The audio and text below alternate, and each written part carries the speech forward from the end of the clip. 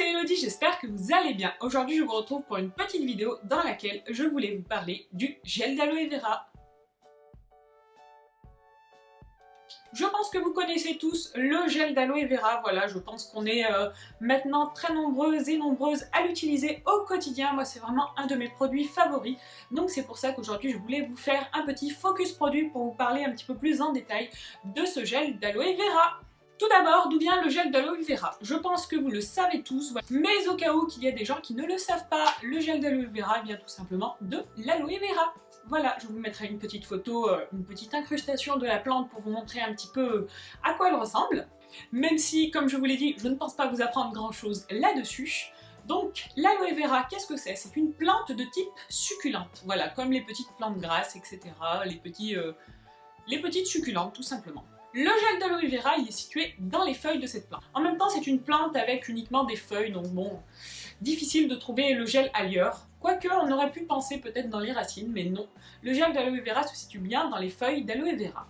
Attention par contre, il se situe à l'intérieur de la feuille et non dans la partie verte. En fait, quand vous coupez une feuille d'aloe vera, je ne sais pas si on appelle ça une feuille ou une tige en fait, mais vous m'aurez compris, quand vous coupez la feuille, on va appeler ça comme ça, à l'intérieur est légèrement blanc transparent.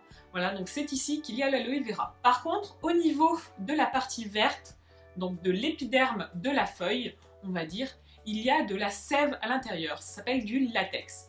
Ce latex, il est légèrement jaunâtre et lui, il peut provoquer des irritations sur la peau.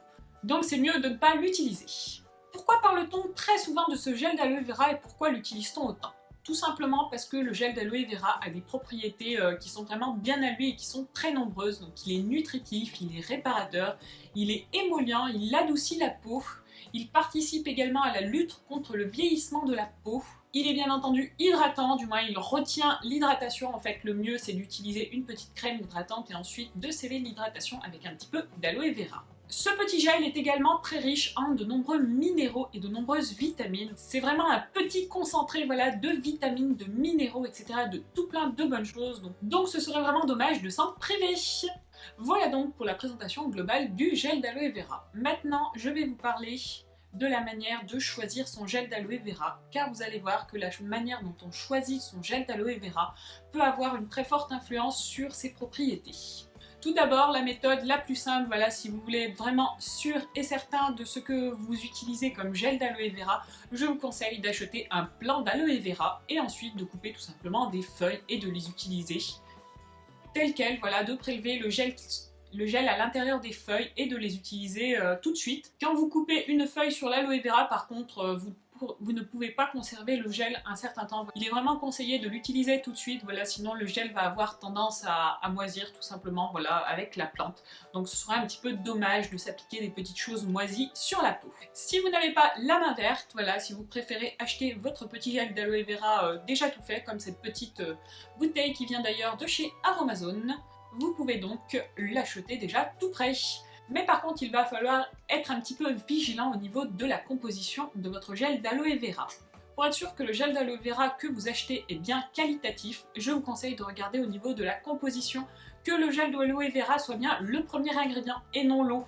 Parce qu'il y a beaucoup de gels d'aloe vera qui sont coupés à l'eau et c'est vraiment dommage, voilà, d'acheter un gel d'aloe vera alors que le produit est constitué en majorité d'eau, voilà, donc c'est un petit peu de la tromperie sur la marchandise je trouve, mais c'est légal, donc bon, un conseil, vérifiez la composition. En plus de l'aloe vera, dans la composition, vous allez sûrement trouver un épaississant, comme de la gomme de xanthane par exemple. C'est normal, c'est tout simplement pour que votre gel ait un petit peu plus de texture quand vous l'utilisez et qu'il ait cette consistance de gel.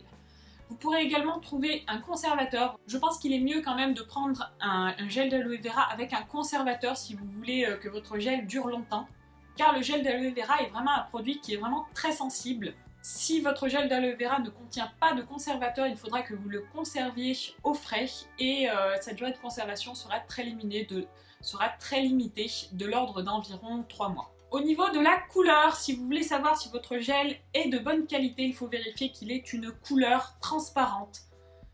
Voilà, la couleur la plus commune du gel d'aloe vera, c'est vraiment la couleur transparente. Il peut être un petit peu blanc laiteux, mais Mais si vous voulez vraiment être sûr, voilà, prenez un gel d'aloe vera transparent. Si la couleur commence à changer, c'est tout simplement qu'il est en train de se détériorer, voilà, qu'il est en train de moisir. Donc un conseil, ne l'utilisez pas si vous ne voulez pas avoir des petites surprises au niveau de votre peau.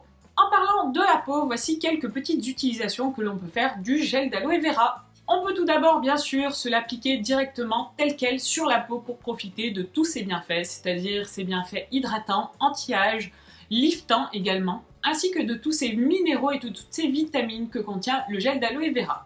Vous pouvez également l'utiliser après une petite crème hydratante pour sceller l'hydratation, car le gel d'aloe vera va vraiment retenir l'eau, donc c'est vraiment voilà, un petit geste que vous pouvez ajouter à la suite de votre crème hydratante. Le gel d'aloe vera étant également très apaisant, vous pouvez l'utiliser en application sur des coups de soleil pour apaiser la douleur des coups de soleil. Vous pouvez également l'appliquer après le rasage, l'épilation, etc. pour atténuer les douleurs d'irritation. Et si vous avez des rougeurs, des irritations telles quelles, vous pouvez l'appliquer directement pour réduire les symptômes. Vous pouvez également l'appliquer sur les cheveux. Voilà, car le gel d'aloe vera traite l'excès de sébum et les pellicules, donc c'est une petite astuce à connaître, voilà, il permettra également d'hydrater votre chevelure. Comme je vous l'ai dit juste avant, vous pouvez également l'utiliser en soin liftant et raffermissant, voilà, si vous avez besoin de faire un petit effet lifting sur votre visage, sachez que l'aloe vera fonctionne très bien avec son effet tenseur.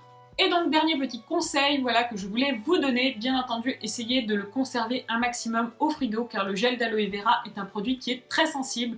Donc si vous ne voulez pas qu'il se dégrade rapidement, je vous conseille de le garder au frais.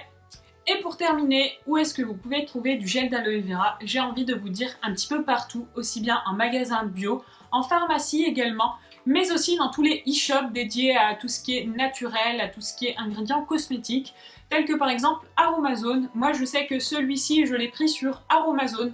Je ne vous le conseille pas forcément, voilà, au niveau du prix on n'est pas trop mal. Également au niveau de la composition, voilà, celui-ci il contient uniquement de l'aloe, il contient également un petit peu d'eau mais en deuxième ingrédient donc il ne doit pas y en avoir trop. Il contient de la gomme de xanthane et de l'arginine, voilà, pour tout ce qui est effet de texture. Mais a priori, il ne contient pas de conservateur, donc ça c'est un petit peu dommage parce qu'il a tendance à vite devenir marron. Donc c'est vrai qu'au niveau de l'utilisation, elle est quand même assez limitée.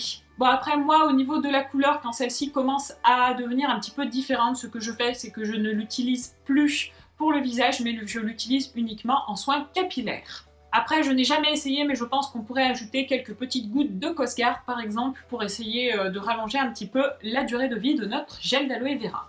En tout cas, voilà, c'est à peu près tout ce que j'avais à vous dire sur l'aloe vera, voilà, ou surtout sur le gel d'aloe vera à proprement dit. Donc j'espère vraiment que cette petite vidéo vous a plu. Si c'est le cas, n'hésitez pas à me le dire en commentaire. Voilà, si vous voulez que je fasse d'autres vidéos focus, n'hésitez pas à me proposer des produits. Voilà, si ce sont des produits que j'utilise, je me ferai un plaisir de vous faire un petit focus dessus.